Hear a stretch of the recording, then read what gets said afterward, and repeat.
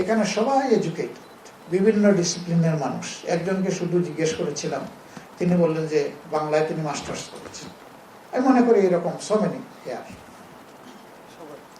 কিন্তু আপনি দেখবেন যে আপনি যে ডিসিপ্লিনের লেখাপড়া করলেন, সমাজ জীবনে যখন আপনি করবেন, তখন ওই ডিসিপ্লিনের কাজটা আর আপনি খুঁজে পাচ্ছেন। প্রথমে কাজ পাওয়াই কঠিন, তারপরে আপনার ডিসিপ্লিনের সাথে মিলিয়ে কাজ পাওয়া আরো কঠিন। ডাক্তাররা চলে যায় পুলিশের সার্ভিসে, এগ্রিকালচারিস্ট চলে যায় জুডিশিয়ারিতে। তা আমি অবাক হই যে তোমার ডিসিপ্লিনের সাথে তো এটার কোনো মিল নেই। কিন্তু সমাজে কোনো ডিসিপ্লিন না থাকার কারণে তারও ডিসিপ্লিন থাকে না, এটাও এলোমেলো হয়ে যায়। এর কারণ দুটো। নাম্বার 1, আমাদের দেশে কোনো মানসম্মত শিক্ষা ব্যবস্থা আমরা গড়ে তুলতে পারিনি। নাম্বার 2, আমাদের শিক্ষা ব্যবস্থায় কেরিয়ার সিলেকশনের কোনো ব্যবস্থা নেই। মা বাপ ঠিক করে যে তার সন্তান কি পড়বে না পড়বে, এটা তো ঠিক করার কথা স্কুলে যে শিক্ষক শিক্ষিকা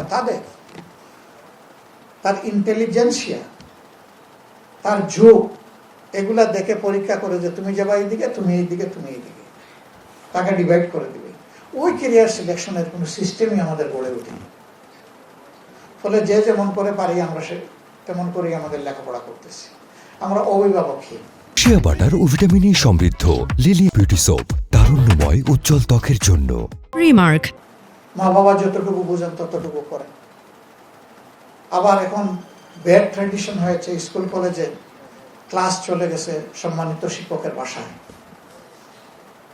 এই জায়গায় সাফিসিয়েন্ট ফিডিং দেওয়া হচ্ছে না আমাদের সন্তানদেরকে। এখন নাস্তা যোগ করা হয়েছে, কিন্তু আসল খাবারটাই তুলে নেওয়া হয়েছে, যে খাবারটা হলো শিক্ষার খাবার।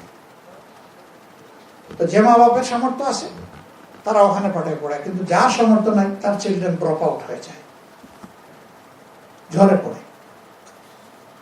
আমরা এই জায়গাটাকে এক জায়গায় আনবো, মিনিমাম একটা জায়গায় ইনশাআল্লাহ। এরপরে যাদের সামর্থ্য আছে তারা যদি আরো বেটার কোনো ফ্যাসিলিটি দুনিয়ার কোনো জায়গায় নিতে চায়, গৌরবের। কিন্তু বেসিক নিড, বেসিক এডুকেশন পাওয়ার অধিকার সকলের সমান। যারা আমাদের চা বাগানের শ্রমিক ভাই বোনেরা আছেন, তাদের সন্তানরা কি সুযোগটা পায়? যাদেরকে আমরা পরিচ্ছন্নতা কর্মী হিসাবে জানি, একটা বিশেষ সম্প্রদায় হিসেবে আমরা তাদেরকে আইডেন্টিফাই করে রেখেছি, তাদের সন্তানরা পায় না। তো তারা কি হয়? তারা অনাদরে, অবহেলায় নিজেদের মতো গড়ে উঠে শেষ পর্যন্ত সমাজের জন্য বোঝা হয়, নিজের জন্য বোঝা হয়। অথচ তারা তো সম্পদে পরিণত হওয়ার কথা। আমাদের টার্গেট হচ্ছে এভরি চাইল্ড। আমরা এভরি চাইল্ডকেই সম্পদে পরিণত করতে চাই। তাহলে বাংলাদেশে কোনো জনসংখ্যা হবে না, বাংলাদেশে হবে জনসম্পদ ইনশাআল্লাহ।